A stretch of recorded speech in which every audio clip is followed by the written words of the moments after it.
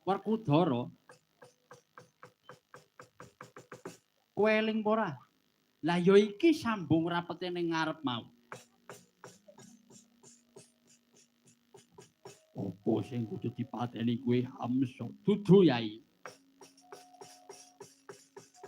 Dudu Hamsa nanging ratu sing disebut-sebut karo Hamsa iki mau. Ratu saka negara Magoda iki mau jejuluk Prabu Jarasandha. Sababe apa? Kresna kakangku. Jarasandha kuwi ratu sing ora percaya marang Gusti kang ngakarya jagat. Percaya karo Sang Hyang Bathara Kala, mula dina iki Jarasandha bakal ngenekake sesaji lodra. Bekakak ratu 100 negara. Kosik. Jaman saiki bekakak ki wong cilik-cilik genah ra reti. Cah cilik-cilik genah ra reti bekakak ki apa? Bekakak menika mengkuliti atau membunuh ratu 100 negara. Mongko Prabu Jarasandha kuwi wis antuk ratu 97 negara karepe.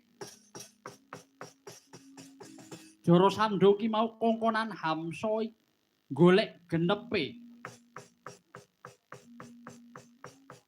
Sing dikarepke kuwi siji negara Ngamarta, loro Ndwarawati, telu negara Mandura. Mula Werkudara salah sawijining dalan siadi hanetepi Dharma sambung rapete Ratu Agung mau. Tulung ana ratu 97 negara sing wis dikunjara dening Jarasandha. Nyiras pantes sira kuwi mau utusaning adil, utusaning bebener. Kowe mateni wong siji ora dosa ning nguripi wong 97 kowe luwih bener gage tindakne Werkudara. Nyai Samyaji.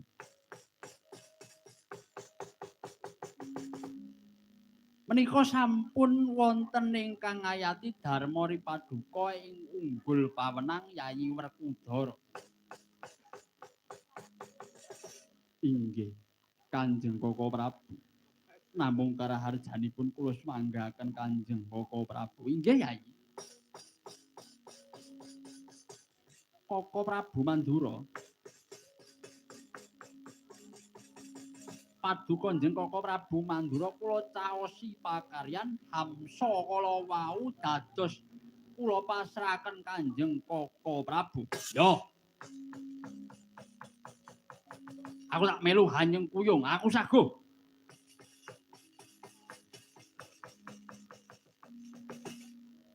Inggih, Koko Prabu.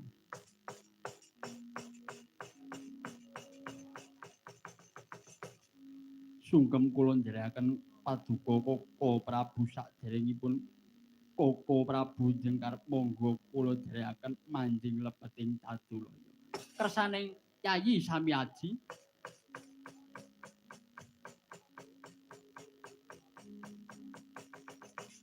kembar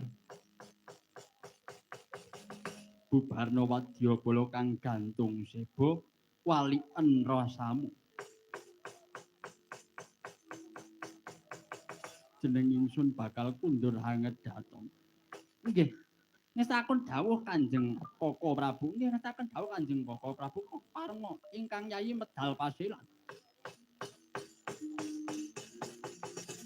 Risaksana dumangke pustelas pangandikaning Sang Nata. Sang Prabu Puntadewa tumetes ing glancang seta tuhutan barbah Sang Nata arsa kundur Dadulaya.